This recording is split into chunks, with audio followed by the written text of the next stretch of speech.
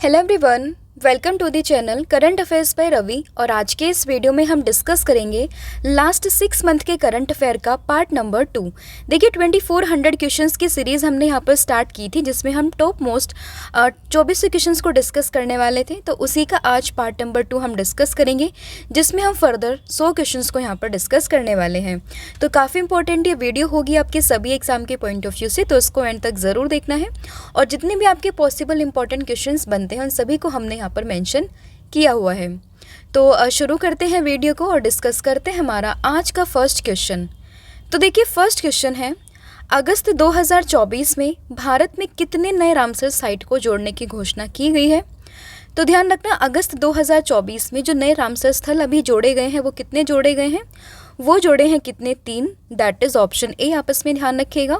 और इन 3 में आपके 2 तो बिलोंग करते हैं कहाँ से? तमिलनाडु से, और एक है आपका कहाँ से? मध्य प्रदेश से। तो ध्यान रखना, 3 नए रामसर स्थल को जोड़ा गया है, 2 आपके तमिलनाडु से हैं और एक आपका कहाँ से है? एक आपका मध्य प्रदेश से है। अब उन साइट्स के नाम भी आपको पता होने चाहिए। और इसी के साथ में भारत में रामसर स्थल की संख्या कितनी हो गई है? ये हो गई है टोटल 85। इससे पहले नागी और नकती इन दोनों को भी जोड़ा गया था, जो कहाँ से बिलोंग रखते थे? ये थे आपके बिहार से। और अभी 3 और जोड़े गए हैं, जिसके बाद जो संख्या हो गई है भारत में रामसर स्थल की कितनी हो गई है? ये हो गई है 85। अब देखिए पर्यावरण, वन और जलवायु परिवर्तन मंत्री जो हैं भूपेंद्र यादव, इन्होंने बताया कि भारत में रामसर साइट्स नेटवर्क में 3 और साइटें यहाँ पर जोड़ी गई हैं। और इसी के साथ में भारत में जो रामसर स्थल की संख्या है वो बढ़कर कितनी हो गई है? वो हो गई है 85। तो ध्यान रखना, अगस्त 2024 तक अगर आपसे कोई पूछे रामसर स्थल कितने हैं तो कितने आपको याद रखने हैं? ये हैं टोटल 85, जिसमें से 2 आपके जोड़े गए हैं तमिलनाडु से, एक है आपका नंजरायन पक्षी अभयारण्य और दूसरा है आपका काजुवेली पक्षी अभयारण्य। और उसके बाद मध्य प्रदेश से जो जोड़ा गया वो कौन सा है? वो है आपका तवा जलाशय। तो ये आपको उसमें ध्यान रखना है।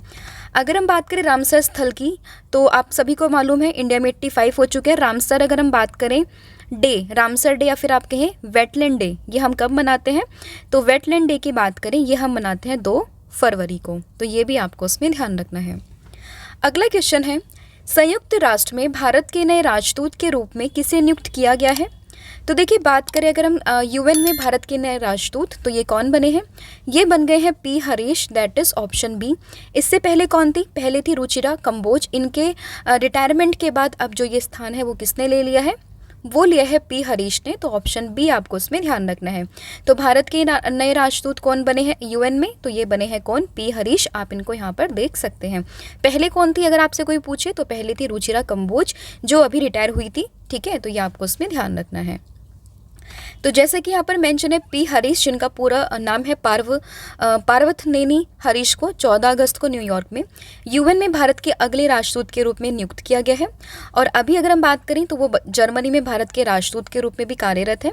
और जब जून में रुचिरा कंबोज के सेवानिवृत्त होने के बाद में संयुक्त राष्ट्र में भारत का ये राजदूत का पद खाली था, और अब इसी जगह को किसने फिल किया है? तो ये किया है पी हरीश ने। तो नाम काफ़ी ज़्यादा इंपॉर्टेंट है, आपके एग्जाम से पूछ सकते हैं, तो आपको पता होना चाहिए। फिर आपका अगला क्वेश्चन है, भारतीय पुरुष क्रिकेट टीम के नए गेंदबाजी कोच के रूप में किसे नियुक्त किया गया है?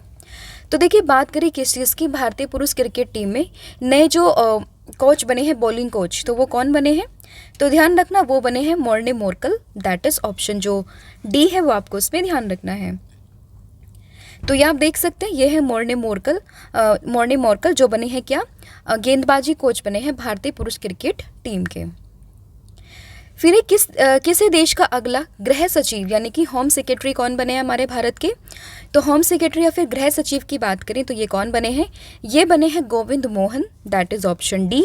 आप ये देख सकते हैं, ये है गोविंद मोहन जो बने हैं अगले गृह सचिव किस चीज़ के? भारत के। तो देखिए कैबिनेट की नियुक्ति समिति ने संस्कृति मंत्रालय के सचिव जो है गोविंद मोहन की तत्काल प्रभाव से गृह मंत्रालय में विशेष कर्तव्य अधिकारी के रूप में नियुक्ति को मंजूरी दे दी है। और गोविंद मोहन की बात करें तो 22 अगस्त 2024 को अपना कार्यकाल पूरा होने पर अजय कुमार भल्ला के स्थान पर गृह मंत्रालय के गृह सचिव का पदभार यहाँ पर संभालेंगे। तो ध्यान रखना, गोविंद मोहन कौन बने हैं, तो ये बने हैं गृह मंत्रालय के गृह सचिव। कौन बने हैं, गोविंद मोहन। इससे पहले हमने डिस्कस किया मोर्ने मोरकल जो कि गेंदबाजी कोच बने हैं, और उससे पहले हमने डिस्कस किया है यूएन में भारत के नए राजदूत, ये कौन बने हैं, ये बने हैं पी हरीश, और इन्होंने किसका स्थान लिया है, तो इन्होंने स्थान लिया है रुचिरा कंबोज का। फिर किस राज्य या फिर यूटी सरकार ने इलेक्ट्रिक वाहन यानी कि जो इलेक्ट्रिक वाहन नीति है 2024 इसको लागू किया है, तो ये लागू किया है किसने, देश की राजधानी दिल्ली ने, दैट इज़ ऑप्शन बी। तो इलेक्ट्रिक वाहन नीति 2024 ये किसने लागू की है, तो ये लागू की है दिल्ली ने, दैट इज़ ऑप्शन बी, आपको उसमें ध्यान रखना है। अब ये लागू तो की है नीति, इलेक्ट्रिक वाहन नीति, तो इसका उद्देश्य क्या है, तो इसका उद्देश्य है बेसिकली कि जो दिल्ली में वायु प्रदूषण है उसके स्तर को कम करना, और बेसिकली जो ईंधन की लागत होती है उसको घटाना।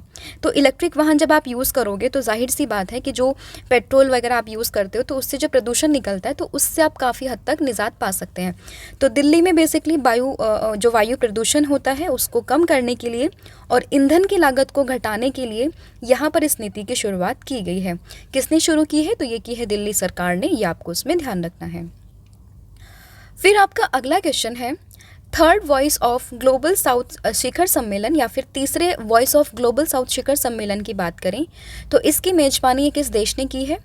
तो देखिए, बात करें ग्लोबल साउथ शिखर सम्मेलन की, जो कि वॉइस ऑफ ग्लोबल साउथ शिखर सम्मेलन इसका पूरा नाम है, तो इसके तीसरे एडिशन की जो मेजबानी है वो किसने की है, तो वो की है भारत ने, दैट इज़ ऑप्शन बी, आप इसमें ध्यान रखिएगा।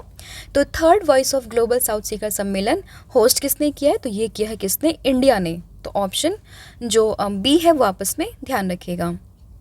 और इसकी थीम कई बार आपके लिए इंपॉर्टेंट बन जाती है, जो कि क्या है, सतत भविष्य के लिए एक सशक्त वैश्विक दक्षिण। तो ध्यान रहेगा, भारत ने तीसरे वॉइस ऑफ ग्लोबल साउथ शिखर सम्मेलन की मेजबानी की है और इस बार की थीम है सतत भविष्य के लिए एक सशक्त वैश्विक दक्षिण।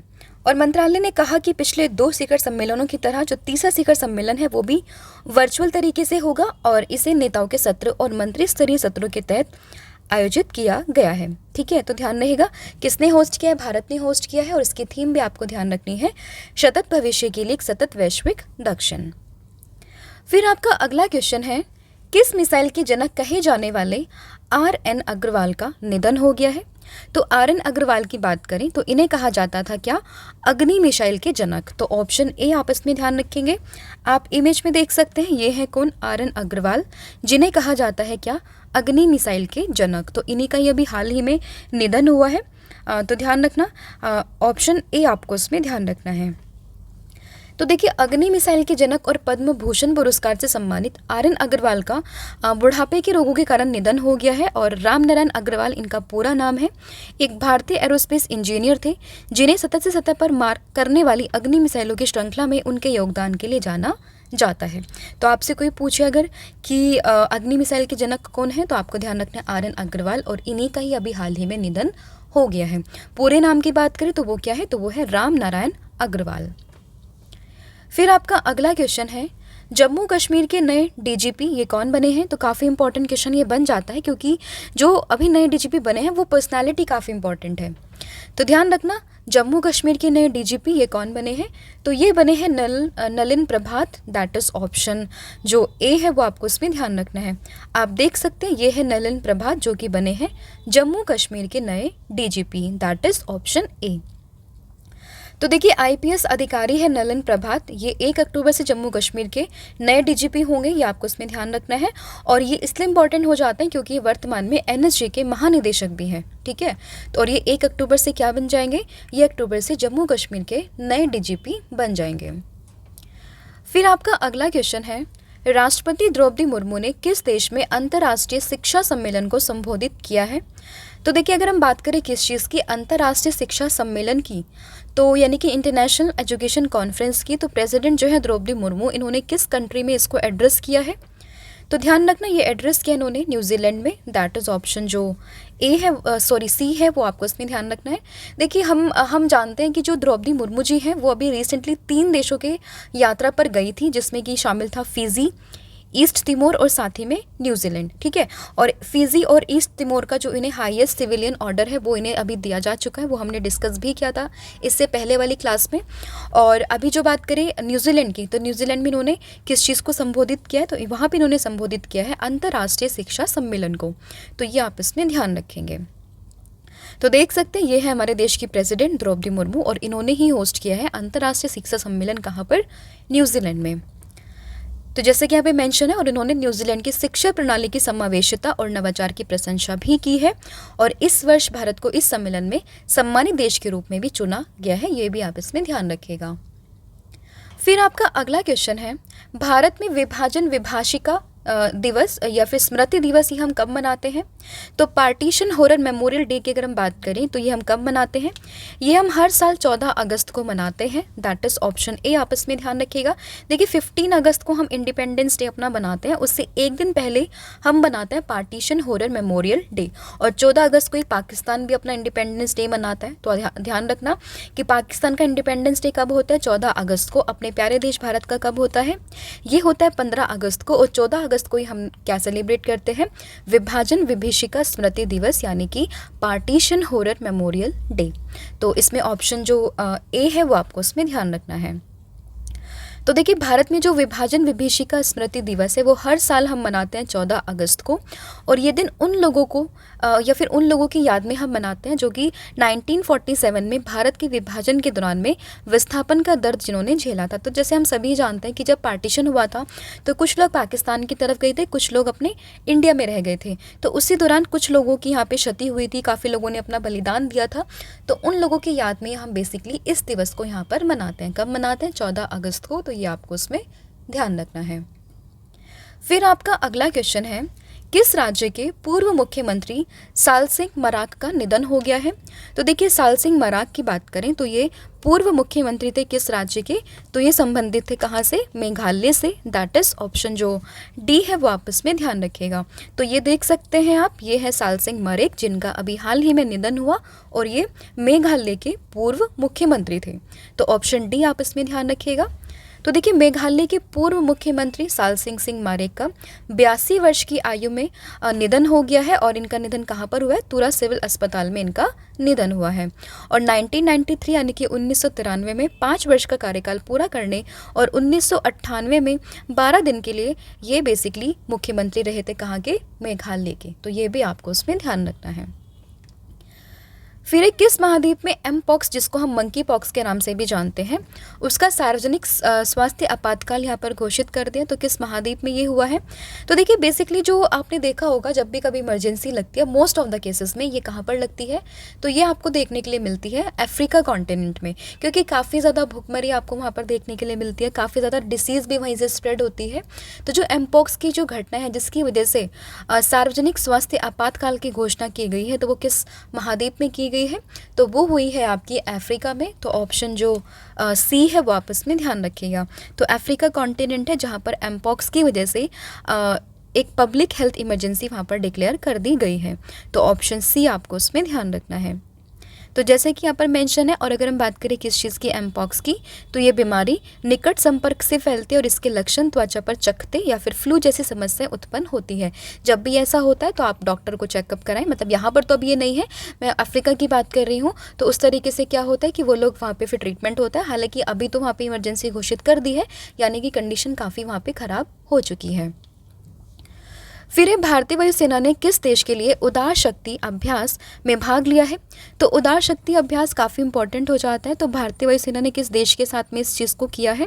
तो उदार शक्ति की बात करें तो ये हुआ है मलेशिया के साथ में, दैट इज़ ऑप्शन जो बी है वो आप इसमें ध्यान रखिएगा। तो भारतीय वायुसेना ने मलेशिया के साथ में उदार शक्ति अभ्यास की यहाँ पर भाग लिया है, तो ऑप्शन जो बी है वो आपको उसमें ध्यान रखना है। अगर हम बात करें मलेशिया में मोर स्पेसिफिक, तो ये कहाँ पर हुआ है, तो मलेशिया का जो क्वांतन वाला एरिया है वहाँ पर इसका आयोजन किया गया है 5 से लेकर 9 अगस्त के बीच में। तो आगे हमने मेंशन किया हुआ है उदार शक्ति इंपॉर्टेंट हो जाता है। तो जैसे कि यहाँ पर हमने मेंशन किया हुआ है कि 5 से लेकर 9 अगस्त 2024 तक क्वांतन मलेशिया में इसका आयोजन किया गया, और अभ्यास के दौरान जो है वो इंडियन एयरफोर्स के सुखोई MKI लड़ाकू विमान ने हवाई युद्ध अभियानों में भाग लिया है और इसका मुख्य उद्देश्य दोनों वायुसेनाओं की परिचालन दक्षता और तकनीकी विशेषज्ञों को बढ़ावा देना है। तो ये आप इसमें ध्यान रखेंगे।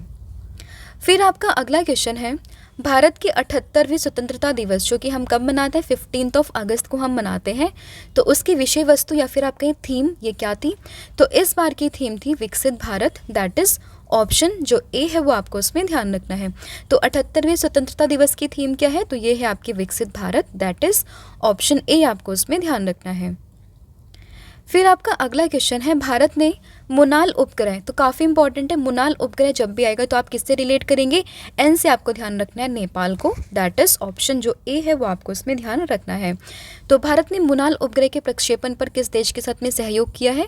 तो ये क्या है? नेपाल के साथ में, दैट इज ऑप्शन जो ए है वो आपको इसमें ध्यान रखना है। तो देखिए, विदेश मंत्रालय और न्यू स्पेस इंडिया लिमिटेड ने नेपाल के मुनाल उपग्रह को लॉन्च करने के लिए अनुदान सहायता प्रदान करने हेतु 10 अगस्त 2024 को एक समझौते ज्ञापन पर हस्ताक्षर किए हैं। तो ये आप इसमें ध्यान रखेंगे। तो जब भी आपको मुनाल दिखे तो आपको क्या टिक करना है? तो आपको टिक करना है नेपाल, ठीक है। तो ध्यान रहेगा, मुनाल उपग्रह किससे संबंधित है? ये है आपका नेपाल से। फिर है, भारत और किस देश के बीच में संयुक्त सैन्य अभ्यास जिसका नाम है मित्र शक्ति का आयोजन किया गया है? तो काफ़ी इंपॉर्टेंट है मित्र शक्ति। तो मित्र शक्ति की बात करें किस देश के साथ में है? तो ये है भारत और श्रीलंका के बीच में, दैट इज ऑप्शन जो ए है वो आपस में ध्यान रखिएगा। तो जैसे कि आप इंडिया का मैप देखते हो तो नीचे यहाँ पर क्या है, ये आपको श्रीलंका देखने के लिए मिलेगा। इन दोनों के बीच में कौन सी स्टेट आती है? तो यहाँ पे आती है पाक स्टेट, ये भी काफ़ी इंपॉर्टेंट बन जाता है। तो ध्यान रखना, इंडिया और श्रीलंका के बीच में पाक स्टेट, और इसी श्रीलंका में आयोजित हुआ है क्या?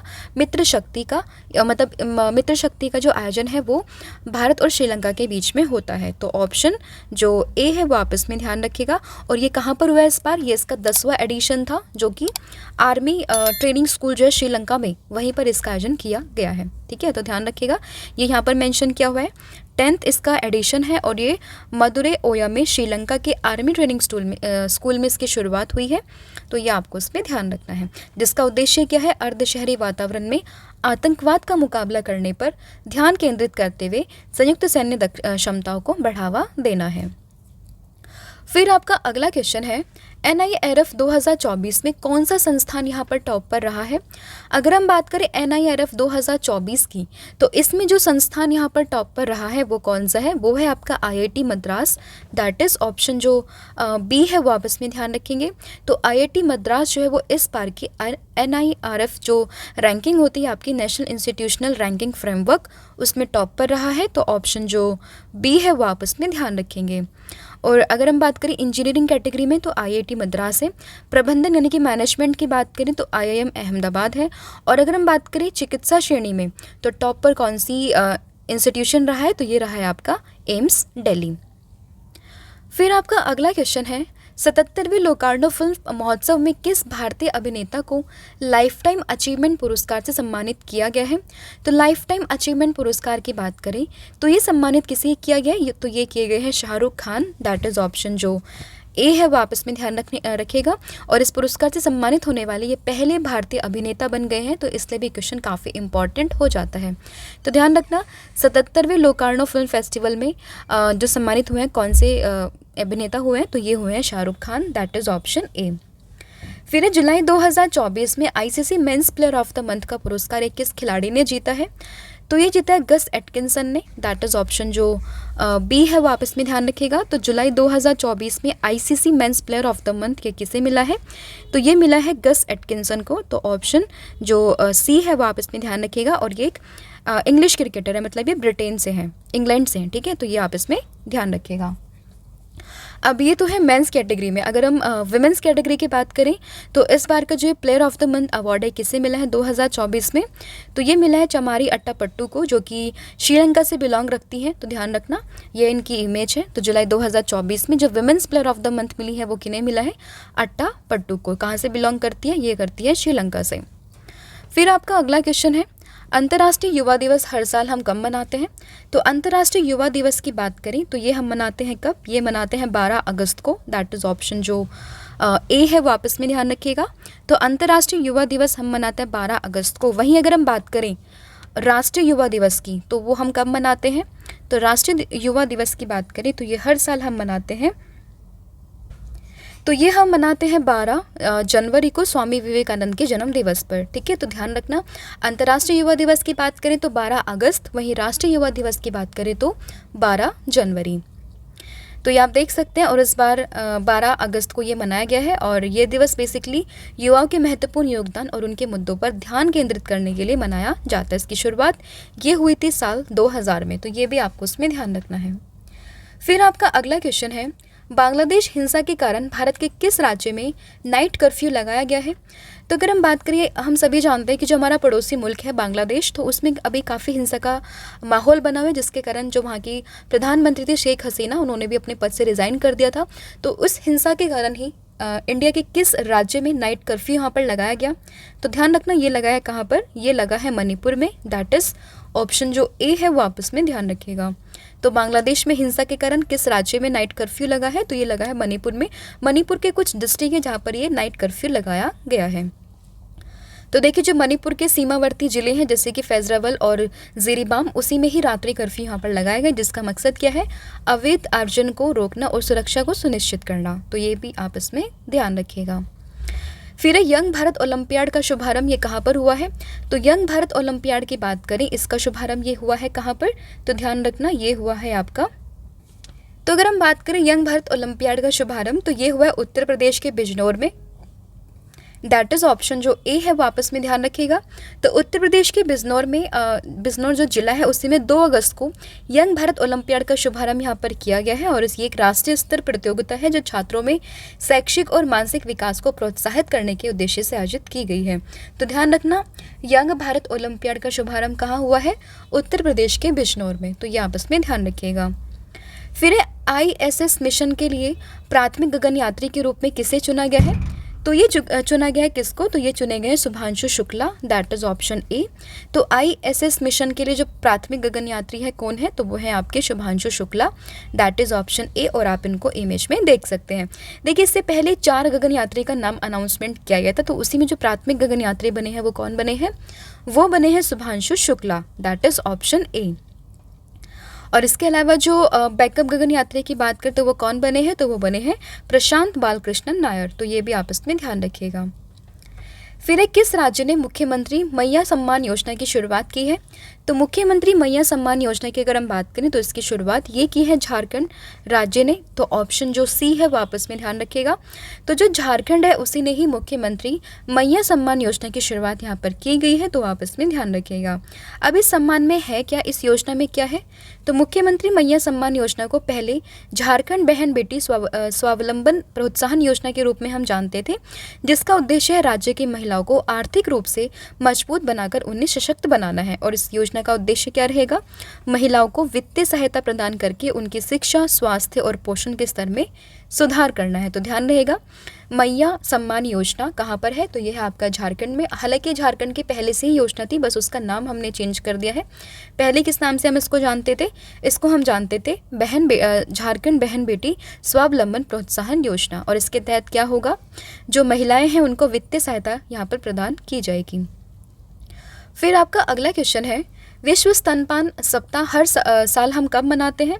तो अगर हम बात करें विश्व स्तनपान सप्ताह हर साल ये हम मनाते हैं 1 से लेकर 7 अगस्त के बीच में। दैट इज़ ऑप्शन जो बी है वापस में ध्यान रखिएगा।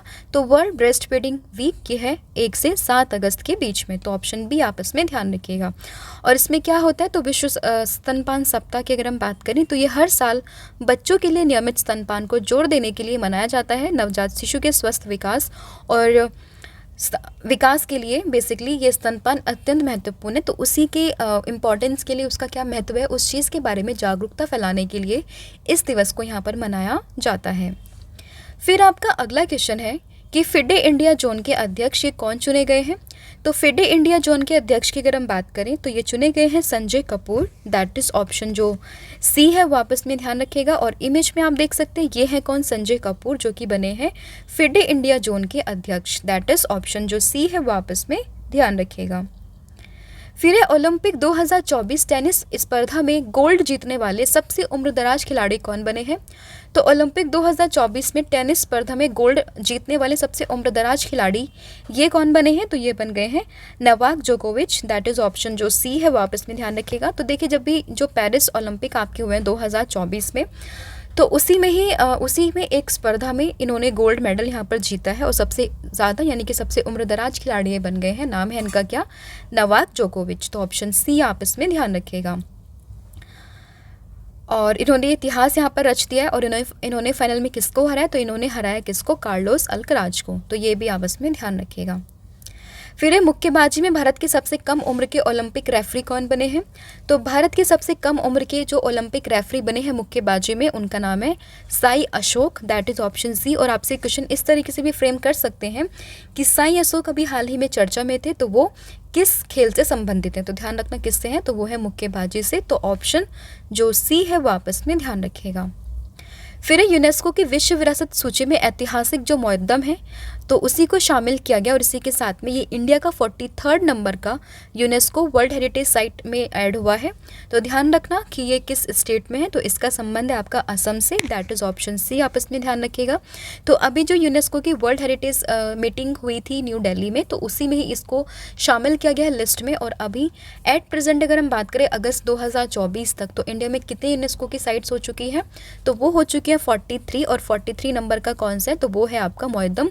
इससे पहले जो 41वां और 42वां था वो कौन सा था? एक था आपका शांति निकेतन और एक था आपका सेक्रेट एंसेम्बल्स ऑफ दी होयसला। ठीक है, तो ये भी आपसे पूछ सकते हैं। 2023 में 2 ऐड हुए थे और अभी 2024 में एक साइट को यहाँ पर ऐड किया गया है। तो ऑप्शन सी आप इसमें ध्यान रखिए कहाँ से है, तो ये है आपका असम से। ये आप देख सकते हैं, ये है आपका मुक़द्दम। और अगर आपसे कोई पूछे कि कौन सी डायनेस्टी से बिलोंग है, तो ये अहोम डायनेस्टी से आपका यहाँ पे संबंधित है। फिर आपका अगला क्वेश्चन है कि ग्लोबल एग्रीकल्चरल एक्सपोर्ट इंडेक्स में भारत की रैंक क्या है? तो ग्लोबल एग्रीकल्चर एक्सपोर्ट की अगर हम बात करें तो उसमें भारत की रैंक तो ये है 8वें नंबर पर, दैट इज़ ऑप्शन जो बी है वो आपस में ध्यान रखिएगा। तो यहाँ आप देख सकते हैं ग्लोबल एग्रीकल्चरल एक्सपोर्ट इंडेक्स, इसमें भारत की रैंक क्या है? तो इसमें भारत की रैंक है 8वीं। तो विश्व व्यापार संगठन के आंकड़ों के अनुसार भारत 2023 में कृषि उत्पादों की दुनिया के 8वें सबसे बड़े निर्यातक के रूप में यहाँ पर उभरा है। और साल 2022 में निर्यात $55 बिलियन से घटकर $51 बिलियन यहाँ पर हो गया था। और ये स्थिरता शीर्ष 10 निर्यातक देशों में से 7 के बीच में कृषि निर्यात में सामान्य कमी के बीच में आई थी। तो अभी कौन से नंबर पर है भारत? तो ये है 8वें नंबर पर। फिर वर्ल्ड क्राफ्ट सिटी प्रमाण पत्र पाने वाला चौथा भारतीय शहर कौन सा बना है? तो वर्ल्ड क्राफ्ट सिटी प्रमाण पत्र पाने वाला चौथा भारतीय शहर ये बन गया है कौन सा? कश्मीर, दैट इज ऑप्शन ए, आपस में ध्यान रखिएगा। तो देखिए 31 जुलाई 2024 को जो केंद्र शासित प्रदेश है जम्मू कश्मीर की राजधानी श्रीनगर में आयोजित एक समारोह में कश्मीर शहर को विश्व शिल्प परिषद अंतर्राष्ट्रीय से विश्व शिल्प शहर यानी कि वर्ल्ड क्राफ्ट सिटी का प्रमाण पत्र यहाँ पर हासिल हुआ है और ये शामिल होने वाला चौथा भारतीय शहर बन गया। इससे पहले की बात करें तो राजस्थान का जयपुर, तमिलनाडु का मम्मलपुरम और साथ ही में कर्नाटक का जो मैसूर है वो इस सूची में शामिल है। और चौथे नंबर पर कौन हुआ है? तो ये हुआ है कश्मीर शहर। तो ये आप इसमें ध्यान रखिएगा। फिर रैपिडो इस साल यूनिकॉर्न बनने वाला कौन सा भारतीय स्टार्टअप बना है? तो यूनिकॉर्न बनने वाला अगर हम बात करें कौन सा स्टार्टअप बना है रैपिडो, तो ये बना है तीसरा स्टार्टअप, दैट इज ऑप्शन जो सी है वो आप इसमें ध्यान रखिएगा। तो देखिए इससे पहले कौन से थे? तो फिनटेक, परियोस, साथ ही में जो एआई स्टार्टअप है कृत्रिम, तो उसी के बाद में जो रैपिडो है वो इस साल यूनिकॉर्न बनने वाला तीसरा भारतीय स्टार्टअप यहाँ पर बन गया है। तो ये आपको उसमें ध्यान रखना है। अब यहाँ पर आपके लिए क्वेश्चन बनता है, एक होमवर्क क्वेश्चन आपके लिए बनता है कि यूनिकॉर्न के लिए कंडीशन क्या होती है? अगर किसी भी कंपनी को यूनिकॉर्न यहाँ पर बनना है तो उसके लिए कंडीशन क्या होती है, ये आप मुझे कमेंट सेक्शन में मेंशन करके बताओगे। फिर आपका अगला क्वेश्चन है कि किसने असम राइफल के नए महानिदेशक के रूप में पदभार ग्रहण किया है? तो असम राइफल के नए महानिदेशक की बात करें तो ये कौन बने हैं? तो ये बने हैं विकास लखेरा, दैट इज जो ऑप्शन बी है वो आप इसमें ध्यान रखिएगा कि विकास लखेरा ये बने हैं असम राइफल्स के नए महानिदेशक, दैट इज ऑप्शन बी। तो जैसे कि यहाँ पे मेंशन है कि लेफ्टिनेंट जनरल विकास लखेरा ने असम राइफल्स के नए महानिदेशक के रूप में पदभार ग्रहण किया है, जिन्हें पूर्वोत्तर क्षेत्र के प्रहरी के रूप में भी जाना जाता है। फिर आपका अगला क्वेश्चन है कि पंजाब के नए राज्यपाल और चंडीगढ़ के प्रशासक के रूप में किसने शपथ ली है? तो ये अभी फ़िलहाल शपथ ली है किसने? गुलाब चंद कटारिया ने। दैट इज़ ऑप्शन जो ए है वापस में ध्यान रखिएगा। तो गुलाब चंद्र कटारिया ने पंजाब राजभवन में पंजाब के जो राज्यपाल हैं और साथ ही में चंडीगढ़ के प्रशासक के रूप में यहाँ पर शपथ ली है। और इन्हें शपथ किसने दिलवाई है? तो ये इन्होंने शपथ दिलाई है पंजाब और हरियाणा हाईकोर्ट के मुख्य न्यायाधीश सील नागू ने। ये भी रिसेंटली अपॉइंट हुए, तो इसलिए इनका नाम भी आपको याद रखना है। पंजाब और हरियाणा हाईकोर्ट के मुख्य न्यायाधीश कौन है? शील नागू। फिर आपका अगला क्वेश्चन है कि चिकित्सा सेवा महानिदेशक के रूप में किसे नियुक्त किया गया है? तो चिकित्सा सेवा महानिदेशक की अगर हम बात करें तो अभी जो महानिदेशक नियुक्त किए गए हैं वो कौन की गई है? तो वो बनी है Sadhana Saxena Nair. That is option जो ए है वो आपस में ध्यान रखिएगा। और इस पद पर नियुक्त होने वाली ये पहली महिला है, तो इसलिए काफ़ी इंपॉर्टेंट इनका नाम बन जाता है। तो ध्यान रखना, चिकित्सा सेवा महानिदेशक के रूप में किसे नियुक्त किया है? तो ये हुई है Sadhana Saxena Nair. That is option A. तो लेफ्टिनेंट जनरल साधना सक्सेना नायर चिकित्सा सेवा महानिदेशक नियुक्त होने वाली पहली महिला बनी है और वो पश्चिमी वायु कमान की प्रधान चिकित्सा अधिकारी बनने वाली पहली महिला थी। तो ये भी आपस में ध्यान रखिएगा। फिर आपका अगला क्वेश्चन है कि भारत की पहली एकीकृत कृषि निर्यात सुविधा ये किस बंदरगाह पर स्थापित की जाएगी? तो भारत की पहली एकीकृत कृषि निर्यात सुविधा की बात करें तो ये कहाँ पर स्थापित की जाएगी? तो ये होगी आपके जवाहरलाल नेहरू बंदरगाह पर। दैट इज़ जो ऑप्शन ए है वो आपस में ध्यान रखिएगा। तो देखिए, देश की कृषि निर्यात और आयात क्षमताओं को बढ़ाने के लिए भारत की पहली एकीकृत कृषि निर्यात सुविधा मुंबई के जवाहरलाल नेहरू बंदरगाह पर स्थापित की जाएगी। और बंदरगाह, जहाजरानी और जलमार्ग मंत्री जो है सर्बानंद सोनोवाल ने 284 करोड़ रुपए से अधिक की सार्वजनिक निजी भागीदारी परियोजना को मंजूरी दे दी है। फिर आपका अगला क्वेश्चन है कि आगामी युग युगीन भारत संग्रहालय पर राज्य संग्रहालय सम्मेलन का उद्घाटन ये किसने किया है? तो ये क्या हमारे संस्कृति मंत्रालय, जिनका नाम है क्या मंत्री ने गजेंद्र सिंह शेखावत जी ने। दैट इज़ जो ऑप्शन ए है वो आपस में ध्यान रखिएगा। ये आप देख सकते हैं, ये है गजेंद्र सिंह शेखावत जिन्होंने की आगामी युगे युगीन भारत संग्रहालय का उद्घाटन यहाँ पर किया है। तो ऑप्शन ए आपस में ध्यान रखिएगा। तो केंद्रीय संस्कृति और पर्यटन मंत्री हैं गजेंद्र सिंह शेखावत ने संस्कृति मंत्रालय द्वारा 1 से 3 अगस्त 2024 तक भारत मंडपम नई दिल्ली में आयोजित 3 दिवसीय आगामी युग युगीन भारत संग्रहालय पर राज्य संग्रहालय सम्मेलन का उद्घाटन यहाँ पर किया है। फिर एयर इंडिया ने हाल ही में सुरक्षा कारणों के वजह से किस शहर के लिए सभी उड़ानें रद्द कर दी हैं? तो वो की है तेल अवीव से। दैट इज़ ऑप्शन सी आपस में ध्यान रखिएगा। तो एयर इंडिया ने अभी अपनी सभी जो फ्लाइट्स थी उसको रद्द कर दिया था। किस देश के लिए, किस शहर के लिए? तो वो किया था तेल अवीव के लिए। That is option C. तो कुछ निजी सुरक्षा कारणों की वजह से उसका हवाला देते हुए 8 अगस्त 2024 को तेल अवीव से सभी उड़ानों को तत्काल निलंबित यहाँ पर कर दिया गया था। फिर आपका अगला क्वेश्चन है कि किस संस्थान ने गूगल के सीईओ सुंदर पिचाई को मानद डॉक्टरेट उपाधि सम्मानित किया है? तो वो क्या, किस यूनिवर्सिटी ने? तो वो क्या आईआईटी खड़गपुर ने। दैट इज़ जो ऑप्शन डी है वो आपस में ध्यान रखिएगा।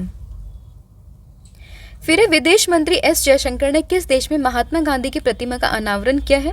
तो ये किया है बेसिकली अभी जापान में। दैट इज़ जो ऑप्शन डी है वापस में ध्यान रखिएगा। तो जो विदेश मंत्री एस जयशंकर ने जापान के टोक्यो में महात्मा गांधी की एक नई प्रतिमा का यहाँ पर अनावरण किया, जिसमें गांधी की जो वैश्विक विरासत और शांति और अहिंसा के शाश्वत संदेश पर प्रकाश यहाँ पर डाला गया है। फिर राज्यपाल के 52वें सम्मेलन की अध्यक्षता ये किसने की है?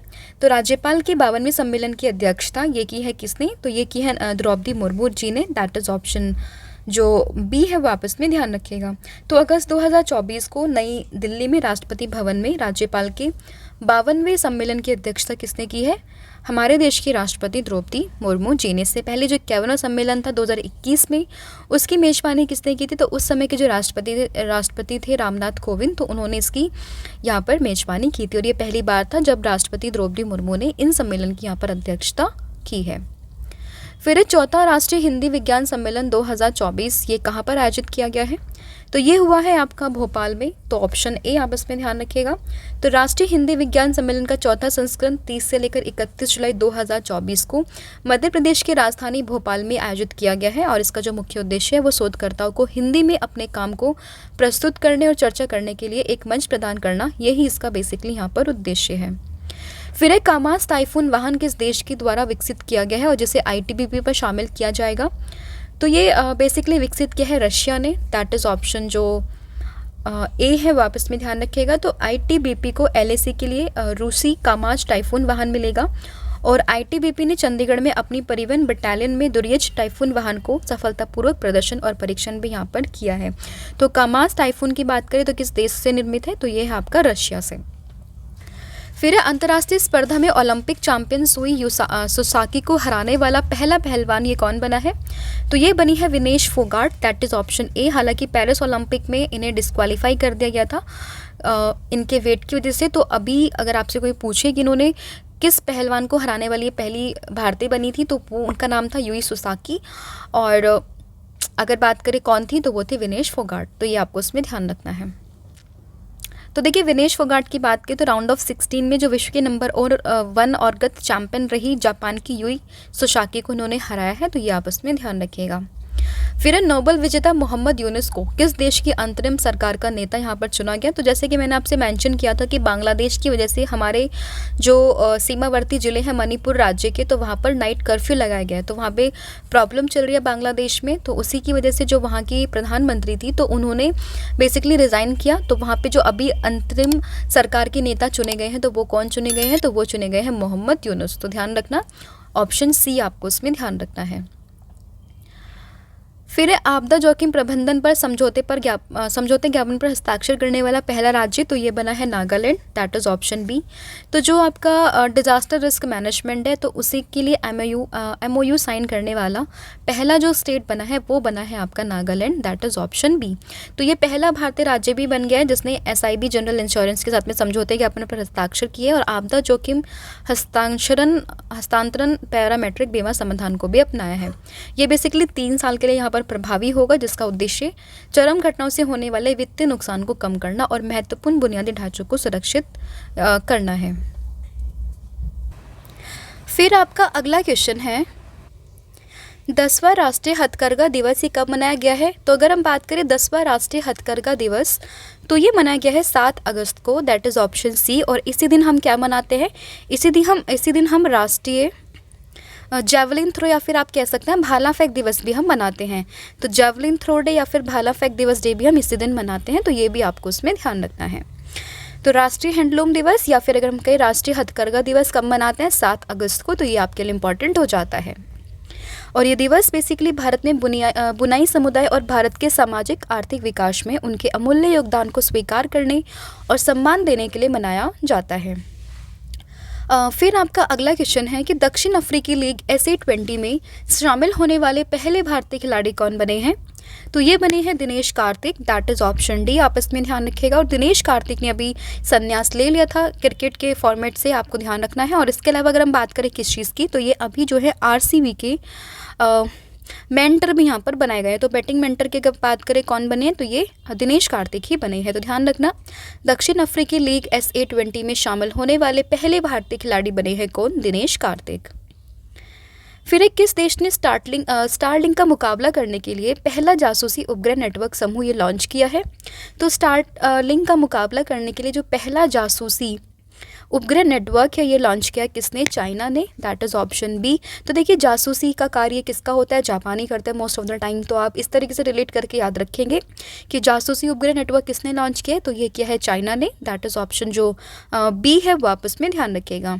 तो देखिए चीनी राज्य के स्वामित्व वाले उद्यम ने अमेरिकी फर्म SpaceX के स्टारलिंक नेटवर्क के संस्करण का मुकाबला करने के लिए 18 उपग्रह को सफलतापूर्वक कक्षा में स्थापित किया है और ये उपग्रह को लॉन्ग मार्च 6 रॉकेट के माध्यम से ले जाया जाएगा। तो ध्यान रखना किसने लॉन्च किया जासूसी उपग्रह स्टारलिंक का मुकाबला करने के लिए, तो ये क्या है, चाइना ने। फिर सैनिटरी पैड के लिए छात्राओं के बैंक खाते में राशि भेजने वाला देश का पहला राज्य इंपॉर्टेंट हो जाता है, क्योंकि पहला राज्य सैनिटरी पैड के लिए छात्रों को बैंक खाते में पैसा भेजने वाला, तो पहला राज्य है यहाँ पर कौन सा, Madhya Pradesh, that is option जो ए है वो आपस में ध्यान रखिएगा। तो इसमें क्या होगा, तो इसमें 7वीं से लेकर 12वीं कक्षा तक की जो स्कूली लड़कियां हैं इन्हें नगद लाभों के लिए पात्र किया जाएगा, जिन्हें 1 साल के लिए 300 रुपये यहाँ पर मिलेंगे। और सरकार ने 19 लाख से अधिक लाभार्थी छात्राओं को 57 करोड़ 18 लाख रुपए से अधिक ट्रांसफ़र यहाँ पर किए हैं। तो ध्यान रखना सैनिटरी पैड के लिए जो कैश प्रोवाइड कराने वाला पहला स्टेट, तो ये बन गया है कौन सा, तो ये बना है आपका Madhya Pradesh, that is option जो ए है वो आपको उसमें ध्यान रखना है। फिर आपका अगला क्वेश्चन है 10वां राष्ट्रीय हथकरघा दिवस ये कब मनाया गया है, तो अगर हम बात करें 10वां राष्ट्रीय हथकरघा दिवस तो ये मनाया गया है 7 अगस्त को, दैट इज़ ऑप्शन जो बी है वो आपको उसमें ध्यान रखना है। इसके अलावा देखिए हमारी जो करंट अफेयर की मैगज़ीन है जनवरी से जुलाई 7 मंथ करंट अफेयर की, तो आप उसको भी देख सकते हैं। ये हमारी अवेलेबल है वेबसाइट पर। अगर आप सिर्फ और सिर्फ जुलाई की परचेज़ करना चाहते हैं तो ये भी अवेलेबल होगी। जिसने ऑलरेडी जनवरी से जून तक की परचेज़ करी है तो वो मंथली करंट अफेयर को यहाँ पर परचेज़ कर सकता है। साथ ही में जो पॉलिटी की हमारी ई बुक है जिसमें 5555 क्वेश्चंस यहाँ पर है, तो आप उसको भी देख सकते हैं। इन सभी की लिंक आपको हमारे डिस्क्रिप्शन में मिल जाएगी, या फिर आप हमारी वेबसाइट जिसका नाम है www.ravibooks.com वहाँ पर जाकर इनको चेक कर सकते हैं। बाकी क्या प्रोसेस है, कैसे इंटरफेस है, वो मैं आपको at the end of the video बताऊंगी। अब हम शुरू करते हैं और वापस से आते हैं अपने टॉपिक पर, जो हम डिस्कस करते हैं अगला क्वेश्चन, जो कि है डीआरडीओ ने लॉन्ग रेंज ग्लाइड बम का सफल परीक्षण यहाँ पर किया है। इसे क्या नाम दिया गया है? तो इसे नाम दिया गया है गौरव। दैट इज़ ऑप्शन जो ए है वो आपस में ध्यान रखिएगा। तो देखिए जो रक्षा अनुसंधान और विकास संगठन है यानी कि डीआरडीओ, तो उसी ने भारतीय वायुसेना के सुखोई 30 MKI से लॉन्ग रेंज ग्लाइड बम जिसका नाम है गौरव, इसका सफलतापूर्वक परीक्षण यहाँ पर किया है। अगर हम बात करें गौरव की, तो हवा से प्रक्षेपित किए जाने वाला 1000 किलोग्राम वर्ग का ये ग्लाइड बम है और इसका परीक्षण कहाँ पर हुआ है? तो ये हुआ है उड़ीसा में। बात करें डीआरडीओ की, तो इसकी स्थापना ये इम्पॉर्टेंट हो जाती है। साथ ही में जो इसका मुख्यालय है ये भी इम्पॉर्टेंट हो जाता है, उसके जो अध्यक्ष हैं वो भी इम्पॉर्टेंट हो जाते हैं। तो अगर हम बात करें किस चीज़ की अध्यक्ष की, तो वो कौन है? तो वो है समीर वी कामत। इसके हेडक्वार्टर की बात करें तो कहाँ पर है? तो ये आपका दिल्ली में, न्यू दिल्ली में। और स्थापना की बात करें तो इसकी स्थापना हुई थी साल 1958 में। तो 1 जनवरी 1958 में इसकी स्थापना हुई थी, ये भी आपको ध्यान रखना है। फिर आपका अगला क्वेश्चन है कि किस राज्य सरकार ने रत्नागिरी स्थित मेसोलिथिक युग के प्राचीन स्मारकों को संरक्षित स्मारक यहाँ पर घोषित किया है? तो ये क्या है, कहाँ पर? महाराष्ट्र में। दैट इज़ जो ऑप्शन सी है वो आपको उसमें ध्यान रखना है। तो जो रत्नागिरी स्थित मेसोलिथिक युग के प्राचीन स्मारक है वो कहाँ पर है? तो वो है आपके महाराष्ट्र में। That is option C. तो देखिए महाराष्ट्र सरकार ने जो है महाराष्ट्र प्राचीन स्मारक और पुरातात्विक स्थल और अवशेष अधिनियम 1960 के तहत इन्हें संरक्षित स्मारक यहाँ पर घोषित किया है। फिर आपका अगला क्वेश्चन है कि विनय मोहन क्वात्रा ने किस देश में भारत के राजदूत के रूप में पदभार ग्रहण किया है? तो विनय मोहन क्वात्रा की बात करें तो बेसिकली अभी ये यूएसए के राजदूत यहाँ पर नियुक्त किए गए हैं। तो ऑप्शन डी आपस में ध्यान रखिएगा। और आपको ये भी ध्यान रखना है कि ये पहले हमारे विदेश सचिव थे और विदेश सचिव का पदभार अब किसने ग्रहण किया है? तो वो क्या है? विक्रम मिस्री ने। तो ये भी आपस में ध्यान रखिएगा। फिर आपका अगला क्वेश्चन आता है यहाँ पर कि किस भारतीय पैरा शटलर को बैडमिंटन विश्व महासंघ ने निलंबित यहाँ पर कर दिया है? तो जो पैरा शटलर की बात करें तो वो कौन थे? तो वो थे आपके प्रमोद भगत, जिन्हें 18 महीने के लिए अभी निलंबित कर दिया गया है। तो इसलिए आपको ध्यान रखना है जो अभी आने वाले पेरिस पैरा ओलंपिक है तो उसमें पार्टिसिपेट नहीं कर पाएंगे और इन्हें जो है बैडमिंटन विश्व महासंघ के द्वारा निलंबित कर दिया गया है अगले 18 महीनों के लिए। नाम है इनका प्रमोद भगत। तो ऑप्शन बी आपको उसमें ध्यान रखना है। फिर एक भारतीय जूनियर पुरुष हॉकी टीम का नया कोच हेड कोच किसे बनाया गया है? तो नए हेड कोच ये कौन बने हैं? तो ये बने हैं PR श्रीजेश। दैट इज़ जो ऑप्शन सी है वो आपस में ध्यान रखिएगा। और रिसेंटली जो पेरिस ओलंपिक हुए थे तो हमारी जो हॉकी टीम है उसने ब्रोंज मेडल भी यहाँ पर जीता था और उसी के बाद में इन्होंने जो हॉकी का करियर है उससे संन्यास ले लिया और इनकी जो जर्सी है उसको भी रिटायरमेंट की बात यहाँ पर चल रही है। मतलब वो 16 नंबर जो है उसको रिटायर यहाँ पर किया जाएगा और साथ ही में इन्हें अभी हॉकी टीम का नया कोच यहाँ पर नियुक्त किया गया है। फिर आपका अगला क्वेश्चन है कि भारत मंडपम से हर घर तिरंगा बाइक रैली को हरी झंडी दिखाकर किसने रवाना किया है? तो ये क्या है? देश के उपराष्ट्रपति जगदीप धनखड़ जी ने। दैट इज़ जो ऑप्शन ए है वो आप उसमें ध्यान रखते हैं। तो नई दिल्ली का जो भारत मंडपम है उससे इसकी शुरुआत हुई है और ये कहाँ तक चलेगी? तो जो मेजर ध्यानचंद स्टेडियम है वहाँ तक ये जाके ख़त्म हो गया। इस अवसर पर जो हमारे संस्कृति मंत्री है गजेंद्र सिंह शेखावत और साथ ही में जो संसदीय कार्य मंत्री है किरण रिजिजू, ये लोग भी वहाँ पर उपस्थित रहे हैं। फिर आपका अगला क्वेश्चन है कि किस देश की प्रधानमंत्री श्वेता थाविसन को नैतिकता का उल्लंघन करने के आरोप में पद से बर्खास्त यहाँ पर कर दिया गया है? तो ये जो प्रधानमंत्री थे वो थे थाईलैंड के। That is option A. Thailand के जो प्रधानमंत्री थे श्वेता थाविसन, उन्हें बेसिकली जो एथिक्स के वायलेशन के लिए उसका उल्लंघन करने के लिए उनके पद से बर्खास्त कर दिया गया है। तो ऑप्शन ए आपस में ध्यान रखिएगा। और अभी जो है देश की नई प्रधानमंत्री बनी है सिनावात्रा, जो कि एक लेडी है और सबसे कम उम्र की थाईलैंड की प्रधानमंत्री ये बनी है। तो ये भी आपस में ध्यान रखेंगे।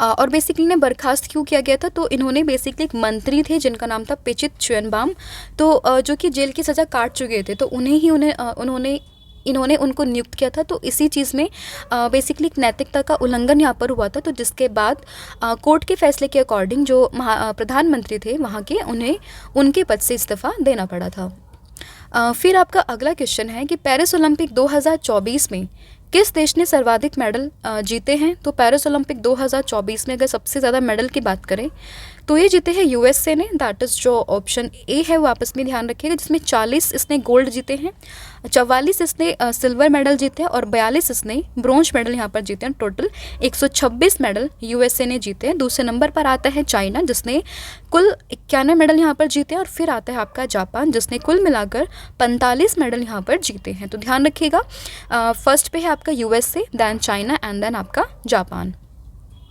और बात करें पेरिस ओलंपिक गेम्स की तो 26 जुलाई से लेकर 11 अगस्त के बीच में ये हुए थे, जिसमें भारत की ओर से अगर हम बात करें ध्वजवाहक तो वो थी पीवी सिंधु, साथ ही में शरद कमल। और अगर हम क्लोजिंग सेरेमनी में अगर हम फ्लैग बेरर की बात करें तो वो कौन थी, तो महिला कैटेगरी से थी मनु भाकर और साथ में थी प्रिया श्रीजेश, तो वो क्लोजिंग सेरेमनी में भारत के फ्लैग बेरर थे। और सेफ्टी मिशन की बात करें तो वो कौन थे, तो वो थे गगन नारंग। तो ये भी आपस में ध्यान रखिएगा। फिर आपका अगला क्वेश्चन है कि भारत का कैबिनेट सचिव ये किससे नियुक्त किया गया है। तो कैबिनेट सचिव की बात करें तो ये बने हैं कौन, ये बने हैं टीवी सोमनाथन, दैट इज़ जो ऑप्शन डी है वो आप इसमें ध्यान रखिएगा कि टीवी सोमनाथन को अभी भारत का कैबिनेट सचिव यहाँ पर नियुक्त किया गया है। तो ऑप्शन डी आपको उसमें ध्यान रखना है। और इन्होंने किसका स्थान लिया, तो इन्होंने स्थान लिया है राजीव गाबा का। तो ये भी आपको ध्यान रखना है। फिर विश्व हाथी दिवस प्रतिवर्ष हम कब मनाते हैं, तो विश्व हाथी दिवस की बात करें एलिफेंट डे की तो ये हम मनाते हैं 12 अगस्त को, दैट इज़ ऑप्शन जो सी है वो आपस में ध्यान रखिएगा। तो देखिए 12 अगस्त को मनता है एलिफेंट डे, ये आपको ध्यान रखना है। और दुनिया भर में हाथियों के संरक्षण में आने वाली चुनौतियों और उनकी सुरक्षा के बारे में जागरूकता को बढ़ाने के लिए हर साल 12 अगस्त को विश्व हाथी दिवस यहाँ पर मनाया जाता है। और साल 2012 से इस दिवस का यहाँ पर आयोजन किया जा रहा है। तो ये भी आपको उसमें ध्यान रखना है। फिर आपका अगला क्वेश्चन है कि अंतर्राष्ट्रीय ओलंपिक समिति के एथलीट आयोग के दूसरे उपाध्यक्ष के रूप में किसे चुना गया है। तो अगर हम बात करें अंतर्राष्ट्रीय ओलंपिक समिति के एथलीट आयोग के दूसरे उपाध्यक्ष तो ये चुने गए हैं कौन, ये चुने गए हैं अभिनव बिंद्रा, जो कि पेरिस ओलंपिक 2024 में टॉर्च बियरर भी थे। ठीक है, तो ध्यान रखना एथलीट आयोग के दूसरे उपाध्यक्ष कौन चुने गए हैं, तो ये चुने गए Abhinav Bindra, that is option B. और अभी इन्हें ओलंपिक ऑर्डर से भी सम्मानित किया गया है। तो ये भी आपको उसमें ध्यान रखना है। तो देखिए यहाँ पे मेंशन किया हुआ है कि भारतीय ओलंपिक स्वर्ण पदक विजेता निशानेबाज अभिनव बिंद्रा को अंतर्राष्ट्रीय ओलंपिक समिति के एथलीट आयोग का दूसरा उपाध्यक्ष अभी चुन लिया गया है। फिर आपका अगला क्वेश्चन है कि पाल कमागे ने हाल ही में किस देश के राष्ट्रपति के रूप में शपथ ली है। तो पाल कमागे की बात करें तो ये अभी रिसेंटली बने हैं किस देश के राष्ट्रपति, तो ये बने हैं रवांडा के राष्ट्रपति, दैट इज़ ऑप्शन जो बी है वो आप इसमें ध्यान रखेंगे। तो देखिए रवांडा के राष्ट्रपति पाल कमागे बेसिकली 99% से अधिक वोट इन्होंने हासिल की हैं और वो चौथे कार्यकाल के लिए इन्होंने अपनी शपथ यहाँ पर ले ली है। फिर तान सू शान किस देश की पहली महिला सीईओ बनी है, तो ये बनी है डीबीएस बैंक की महिला सीईओ, दैट इज़ ऑप्शन जो ए है वो आपस में ध्यान रखेंगे। तो देखिए तान सू शान मार्च में रिटायर होने के बाद में मुख्य कार्यकारी अधिकारी पीयूष गुप्ता का स्थान लेंगी। और तो देखिए जो तान सू शान है वो मार्च में जो ये रिटायर होंगे ना पीयूष गुप्ता, तो उनका स्थान ही यहाँ पर लेंगी और ये सिंगापुर के सबसे बड़े बैंक की पहली महिला सीईओ यहाँ पर बन जाएंगी। फिर पेरिस ओलंपिक में भारत पदक तालिका में कौन से स्थान पर रहा है, तो देखिए हम सभी जानते हैं कि भारत ने 6 मेडल यहाँ पर जीते हैं, जिसमें 5 आपके हैं ब्रॉन्ज और 1 है आपका सिल्वर। तो उसी में भारत जो है पदक तालिका में कौन से स्थान पर रहा है, तो भारत रहा है इस पर 71वें स्थान पर, दैट इज़ जो ऑप्शन बी है वो आप इसमें ध्यान रखिएगा। तो देखिए ओलंपिक खेलों के 33वें संस्करण का समापन फ्रांस की राजधानी पेरिस में हुआ है और इसी में भारत ने 1 रजत और साथ में 5 कांस्य पदक जीतकर कुल 6 मेडल यहाँ पर जीते हैं। और इसी के साथ में जो भारत पदक तालिका में 71वें स्थान पर यहाँ पर रहा है। फिर सैयद रफ़ात अहमद ने किस देश के मुख्य न्यायाधीश के रूप में शपथ ली है, तो सैयद रफ़ात अहमद की बात करें तो ये बने हैं बांग्लादेश के मुख्य न्यायाधीश, दैट इज़ ऑप्शन सी आपस में ध्यान रखेंगे। और इससे पहले हमने मोहम्मद यूनिस की बात की है जो कि बांग्लादेश की अभी अंतरिम सरकार के नेता वहाँ पर चुने गए हैं। ठीक है, तो ये भी आपस में ध्यान रखेंगे। तो ये है कौन, ये है सैयद रफ़ात अहमद जो कि बने हैं बांग्लादेश के मुख्य न्यायाधीश। तो देखिए, बांग्लादेश के नए मुख्य न्यायाधीश सैयद रफात अहमद ने अपने पूर्ववर्ती अब्दुल हसन के पद से हटने के एक दिन बाद शपथ ली है और राष्ट्रपति शहाबुद्दीन ने न्यायमूर्ति अहमद को बांग्लादेश का 25वां मुख्य न्यायाधीश यहाँ पर नियुक्त किया गया है। फिर है बिम्स्टेक बिजनेस शिखर सम्मेलन की मेजबानी ये कौन सा देश कर रहा है? तो बिम्स्टेक बिजनेस शिखर सम्मेलन की बात करें तो इसकी मेजबानी ये कर रहा है भारत, दैट इज़ जो ऑप्शन सी है वो आप इसमें ध्यान रखेंगे। तो देखिए, भारत जो है बेसिकली 6 से लेकर 8 अगस्त तक नई दिल्ली में पहली बार इसने बिम्स्टेक बिजनेस शिखर समिट की मेजबानी की है और ये बंगाल की खाड़ी क्षेत्र में अधिक से अधिक क्षेत्रीय सहयोग को बढ़ावा देने की दिशा में एक महत्वपूर्ण कदम यहाँ पर है। तो ये आप ध्यान रखेंगे, बिम्स्टेक की जो बिजनेस समिट है वो कहाँ पर हुई है? तो वो हुई है आपकी न्यू दिल्ली में। फिर आपका अगला क्वेश्चन है कि पेरिस 2024 ओलंपिक समापन समारोह में भारत के ध्वज वाहक ये कौन थी? तो ये थी मनु भाकर और उन्हीं के साथ में कौन थे? तो वो थे PR श्रीजेश। तो ये आप इसमें ध्यान रखिएगा कि मनु भाकर और PR श्रीजेश ये बने हैं समापन समारोह में भारत के ध्वज वाहक। और अगर हम ओपनिंग सेरेमनी में बात करें तो PV सिंधु और साथ ही में शरद कमल ये ओपनिंग सेरेमनी में वो थे ध्वज वाहक। और गगन नारंग की बात करें तो ये शेफ्टी मिशन थे के रूप में चुने गए थे। तो ये आपस में ध्यान रखिएगा। फिर राष्ट्रपति द्रौपदी मुर्मू को हाल ही में किस देश के सर्वोच्च नागरिक सम्मान से सम्मानित किया गया है? तो इन्हें देखिए बेसिकली फिजी के सर्वोच्च सम्मान से भी सम्मानित किया गया है, साथ ही में ईस्ट तिमोर से भी सम्मानित किया गया। इससे लास्ट वाला जो पार्ट था उसमें हमने ईस्ट तिमोर के बारे में पढ़ा था और आज हम पढ़ेंगे किस चीज़ के बारे में? फिजी के बारे में। तो देखिए, फिजी का जो हाईएस्ट अवार्ड है, सिविलियन जो अवार्ड है, उससे इन्हें सम्मानित किया गया है जिसका नाम है companion of the order of Fiji. देखिए, अभी जो राष्ट्रपति द्रौपदी मुर्मू थी वो 3 देश की यात्रा पर थी, जिसमें फिजी था, साथ ही में मॉरिशस की यात्रा, न्यूजीलैंड की यात्रा में ये थी और साथ ही में जो आपका ईस्ट तिमोर है उसकी यात्रा पे ये गई थी। तो फिजी और ईस्ट तिमोर की जो यात्रा थी वहीं से इन्हें सर्वोच्च नागरिक सम्मान मिला है। और जो न्यूजीलैंड था उसमें इन्होंने अंतर्राष्ट्रीय शिक्षा सम्मेलन जो हमने डिस्कस किया था उसको उन्होंने संबोधित किया था। तो ध्यान रखेंगे, इस ऑर्डर का नाम भी आपको ध्यान रखना जो कौन सा है, ये है आपका companion of the order of the Fiji. फिर साक्षी, न्याय सेतु, न्याय श्रुति और ई समन ऐप को किसने लॉन्च किया है? तो इसको लॉन्च किया है गृह मंत्री अमित शाह ने, दैट इज़ ऑप्शन जो बी है वो आप इसमें ध्यान रखिएगा। तो देखिए, अब ये ऐप क्या क्या है? तो ई साक्षी ऐप के माध्यम से जो सभी गवाही, जो भी वीडियोग्राफी होती है, फोटोग्राफी होती है, वो इस पे उपलब्ध होगी। जो भी आपकी अदालत में जो भी वीडियोग्राफी, गवाही, फोटोग्राफी होती है वो यहाँ पर उपलब्ध होगी ई साक्षी ऐप पर। ई समन ऐप में क्या होगा कि जो अदालत है वो पुलिस स्टेशनों या फिर संबंधित जो भी व्यक्ति है उन्हें समन भेजा जाएगा, इलेक्ट्रॉनिक रूप से वो समन भेजेगी। न्याय सेतु डैशबोर्ड पे क्या होगा कि जो पुलिस, चिकित्सा, फॉरेंसिक, अभियोजन और जेल अधिकारियों हैं उनको ये जोड़ेगा आपस में और जो वास्तविक समय के आधार पर जांच से संबंधित जो भी जानकारी है वो यहाँ पर आपको मिल जाएगी। और न्याय श्रुति ऐप पर क्या होगा कि तो अदालत की वीडियो कॉन्फ्रेंसिंग के माध्यम से गवाहों को सुनने में सक्षम बनाया जाएगा। तो ये होगा आपका न्याय श्रुति ऐप। तो ये चारों ऐप ई साक्षी, ई समन, न्याय सेतु और न्यायमूर्ति ये बेसिकली अमित शाह जी ने लॉन्च किया है और ये सभी आपका जो लॉ एंड अदालत से संबंधित ये सारे ऐप यहाँ पर लॉन्च किए गए हैं। फिर पेरिस 2024 ओलंपिक पुरुष वर्ल्ड पोल वोल्ट का स्वर्ण पदक जीतने वाले मोंडो डुप्लेंटिस ये किस देश के खिलाड़ी हैं? तो ध्यान रखना ये बिलोंग करते हैं स्वीडन से, दैट इज जो ऑप्शन सी है वापस में ध्यान रखिएगा।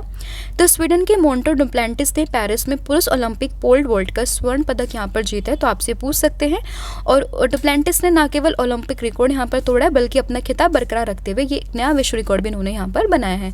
तो एक रिकॉर्ड यहाँ पर बना है, तो इसलिए इंपॉर्टेंट हो जाते हैं क्वेश्चन, तो आपको इसमें ध्यान रखना है। फिर किस राज्य ने सभी फसलों को MSP पर खरीद की घोषणा यहाँ पर की है? तो सभी फसलों को जो मिनिमम सपोर्ट प्राइस है उस पर खरीदने की घोषणा ये करी है हरियाणा राज्य सरकार ने। तो ऑप्शन जो बी है वापस में ध्यान रखिएगा कि हरियाणा राज्य सरकार ने सभी फसलों को जो उनका MSP होता है उस पर खरीद करने की घोषणा यहाँ पर की है। और ये घोषणा वहाँ के जो मुख्यमंत्री है नायाब सिंह सैनी, उन्होंने इसकी घोषणा यहाँ पर की है। तो ऑप्शन बी आपको इसमें ध्यान रखना है। तो जैसे कि यहाँ पर मेंशन किया हुआ है कि हरियाणा के जो मुख्यमंत्री है नायाब सिंह सैनी ने राज्य में सभी फसलों के न्यूनतम समर्थन मूल्य यानी कि जो मिनिमम सपोर्ट प्राइस है उस पर खरीद की घोषणा यहाँ पर की है। और ऐसा करने वाला कि देश में सभी फसलों को MSP पर खरीदने वाला ये पहला राज्य बन गया है भारत का। तो इसलिए क्वेश्चन इंपॉर्टेंट बन जाता है। फिर आपका अगला क्वेश्चन है यहाँ पर कि किस देश की सरकार ने आवारा कुत्तों की इच्छा मृत्यु के विवादास्पद कानून को मंजूरी यहाँ पर दी है? तो ये दी है बेसिकली तुर्की देश की सरकार ने, जिसको हम तुर्की के नाम से भी अब जानते हैं। तो ऑप्शन जो ए है वो आप इसमें ध्यान रखिएगा। जो तुर्की है उसने एक नया कानून यहाँ पर पेश किया है जिसके तहत सड़कों से लाखों आवारा कुत्ते यहाँ पर हटाए जाएंगे। हालांकि जो सरकार है उसने इस कदम पर पशु कल्याण कार्यकर्ताओं ने चिंता जताई है और उसके बाद उन्होंने काफ़ी प्रदर्शन भी किया इस चीज़ के लिए सरकार के खिलाफ, और इसी के बीच में इस कानून को यहाँ पर पेश किया गया है। तो आपको ध्यान रखना कौन सा ये देश है, तो वो है आपका तुर्की। फिर किस देश के डेक्कन विश्वविद्यालय और वोलांगडोंग विश्वविद्यालय ने गुजरात की गिफ्ट सिटी में अपने कैंपस स्थापित किए हैं? तो वो की है ऑस्ट्रेलिया के डेक्कन विश्वविद्यालय और वोलांगडोंग विश्वविद्यालय ने। कहाँ पर? गुजरात की गिफ्ट सिटी में। तो ऑप्शन बी आप इसमें ध्यान रखिएगा। फिर भारतीय स्टेट बैंक के अध्यक्ष का पदभार किसने ग्रहण करा है या फिर कौन ग्रहण करेंगे? देखिए अभी प्रेजेंट में जो एसबीआई के चेयरमैन है उनका नाम है दिनेश कुमार खारा और उनका स्थान अब लेंगे कौन? सीएस सेट्टी। तो ध्यान रखना एसबीआई के जो नेक्स्ट चेयरमैन बनेंगे वो कौन बनेंगे? तो वो बनेंगे CS Setty. That is option B आप इसमें ध्यान रखेंगे। बात करें किसकी? एसबीआई की। तो इसकी जो स्थापना हुई थी वो हुई थी 1955 में। उसका जो हेडक्वार्टर या फिर आपके मुख्यालय कहाँ पर है? तो वो है आपका मुंबई में। फिर भारतीय सेना ने लद्दाख में कौन सा अभी अभ्यास इसका आयोजन किया है? तो इनमें से जो अभ्यास अभी लद्दाख में हुआ है वो कौन सा है? तो वो है आपका पर्वत प्रहार। दैट इज ऑप्शन ए आपस में ध्यान रखेंगे। तो देखिए भारतीय सेना ने हाई एल्टीट्यूड वाले क्षेत्र में युद्ध और संचालन पर ध्यान केंद्रित करते हुए लद्दाख में रणनीतिक सैन्य अभ्यास जिसका नाम है पर्वत प्रहार उसका आयोजन किया। तो ध्यान रखना कहाँ पर हुआ है? ये हुआ है आपका लद्दाख में। फिर ट्यूनीशिया के प्रधानमंत्री कौन बने हैं? तो ट्यूनीशिया के प्रधानमंत्री की बात करें तो वो बने हैं कामल मद्दौरी। दैट इज ऑप्शन ए आपस में ध्यान रखिएगा। तो देखिए अभी रिसेंटली काफ़ी सारे कंट्रीज़ के जो प्राइम मिनिस्टर हैं, प्रेसिडेंट है, वो चेंज हुए, तो इसलिए वो सभी इंपॉर्टेंट हो जाते हैं। जैसे कि मोहम्मद यूनिस हमने डिस्कस किया, बांग्लादेश के हैं। तो इसी तरीके से आपको ध्यान रखना है कि जो कामिल मद्दौरी है वो कहाँ के हैं? तो वो है आपके ट्यूनीशिया के नए प्रधानमंत्री। तो ऑप्शन ए आपस में ध्यान रखेंगे। फिर भारत का पहला जीआई टैग वाला अंजीर का जो जूस है वो किस देश को निर्यात किया गया? तो भारत का पहला है इसलिए इम्पॉर्टेंट हो जाता है। तो ये कौन सा है? अंजीर का जूस किस देश को निर्यात किया गया? तो ये हुआ है किसको? पोलैंड को। दैट इज ऑप्शन जो डी है वो आप इसमें ध्यान रखेंगे। तो देखिए Purandar highlands farmers producer company जो है उसी ने इस चीज़ को निर्यात यहाँ पर किया है और ये पहला प्रोडक्ट है इंडिया का जीआई प्राप्त करता जिसको यूरोपीय बाजार में भेजा जाएगा। फिर किस शहर ने 14वीं भारत वियतनामी रक्षा नीति वार्ता की मेजबानी की है? तो ये की है दिल्ली ने। दैट इज़ जो ऑप्शन बी है वो आपस में ध्यान रखेंगे। तो भारत ने अगस्त 2024 को नई दिल्ली में 14वीं भारत वियतनामी रक्षा नीति वार्ता की मेजबानी यहाँ पर की है और ये बैठक बेसिकली रक्षा संबंधों को मजबूत करने के लिए दोनों देशों के बीच में एक सैन्य वार्ता का हिस्सा थी। तो ध्यान रखेंगे कहाँ पर हुई है? तो ये हुई है नई दिल्ली में। फिर नोवाक जोकोविच टेनिस में गोल्डन स्लैम हासिल करने वाले किस क्रम के खिलाड़ी बन गए हैं? तो ये बने हैं 5वें क्रम के खिलाड़ी। That is option C. और गोल्डन स्लैम का मतलब यहाँ पर ये है कि आप सभी जानते हैं कि भी पेरिस ओलंपिक गेम हुआ था तो उसमें नोवाक जोकोविच ने गोल्ड मेडल जीता था। तो उसी के साथ में सबसे उम्रदराज खिलाड़ी भी वो बन गए थे। और इसी के साथ में इसके अलावा जैसे जो टेनिस में टूर्नामेंट होते हैं जैसे कि आपका ऑस्ट्रेलियन ओपन हुआ, फ्रेंच ओपन हुआ, विल्डम्बन हुआ या फिर यूएस ओपन हुआ, इन चारों को और साथ ही में आपका जो गोल्ड मेडल है ओलंपिक में इन पांचों को जीतने वाले ये 5वें क्रम के खिलाड़ी बन गए हैं। तो इसीलिए इन्हें कहा गया गोल्डन स्लैम इन्होंने जीता है। ठीक है। और इससे पहले जो 4 व्यक्ति है जिन्होंने ये चीज़ की है तो वो एक फ्रांस के हैं राफेल नडाल, साथ ही में यूएसए के सेरेना विलियम्स और साथ ही में आंद्रे अगासी और जर्मनी के हैं स्टेफी ग्राफ। तो ये चारों हैं इससे पहले जिन्होंने ये गोल्डन स्लैम जीता। और 5वें खिलाड़ी अब कौन बन गए टेनिस खिलाड़ी? तो वो बन गए हैं नोवाक जोकोविच। तो ये आप इसमें ध्यान रखेंगे जिसने चारों grand slam Australian, French, Wimbledon, साथ ही में यूएस और साथ ही में जो गोल्ड मेडल है ओलंपिक में वो जीता है। फिर भारत सरकार ने 33वीं पेरिस ओलंपिक में कितने स्मारक डाक टिकट यहाँ पे जारी किए? तो वो किए हैं total 4। That is option B आप इसमें ध्यान रखेंगे। तो देखिए केंद्रीय संचार मंत्रालय के तहत आने वाले डाक विभाग ने 26 जुलाई से 11 अगस्त 2024 तक जो गेम हुए उसी में 4 स्मारक टिकट यहाँ पर जारी किए हैं। किसने जारी किए हैं? तो जो संचार मंत्री हमारे ज्योतिरादित्य सिंधिया, साथ में युवक मामले और खेल मंत्री डॉक्टर मनसुख मंडाविया, उन्होंने ये यहाँ पर जारी किया है। फिर अंशुमान गायकवाड़ का निधन अभी हुआ है, वो किस खेल से संबंधित है? तो उनका संबंध है क्रिकेट से। दैट इज ऑप्शन सी आप इसमें ध्यान रखेंगे। तो अंशुमान गायकवाड़ आपको ध्यान रखना है किस खेल से है? तो वो है बेसिकली क्रिकेट से।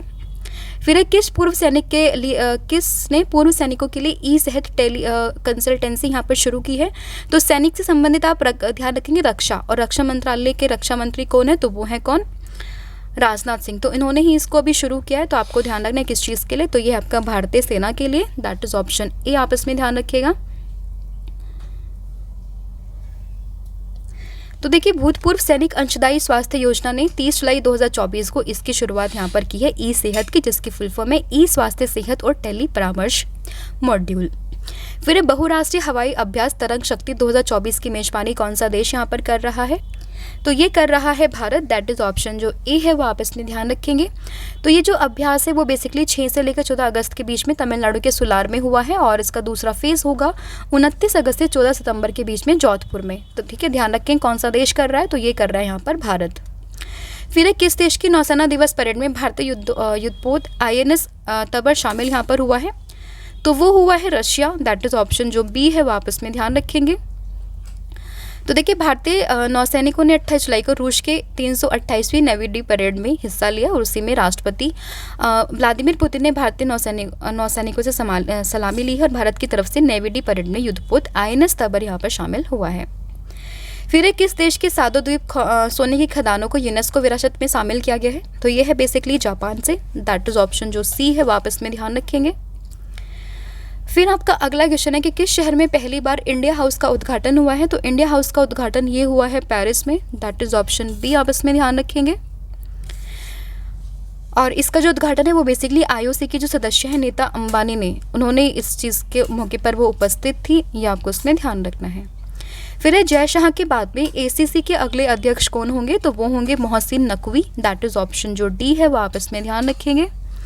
फिर 31 मार्च 2027 तक देश भर में कितने प्रधानमंत्री भारतीय जन औषधि केंद्र खोलने का लक्ष्य यहाँ पर रखा गया है, तो ये रखा गया है 25,000 जन औषधि केंद्र खोलने का लक्ष्य, दैट इज ऑप्शन ए। तो देखिए प्रधानमंत्री जी ने 31 मार्च 2027 तक इस चीज़ को यहाँ पर खोलने का लक्ष्य रखा है, तो ये आप इसमें ध्यान रखेंगे। फिर पेरिस 2024 ओलंपिक के लिए भारत के शैफ्टी मिशन के रूप में चुने गए हैं गगन नारंग, ऑलरेडी मैं डिस्कस कर चुकी हूँ, तो ऑप्शन सी आप इसमें ध्यान रखेंगे।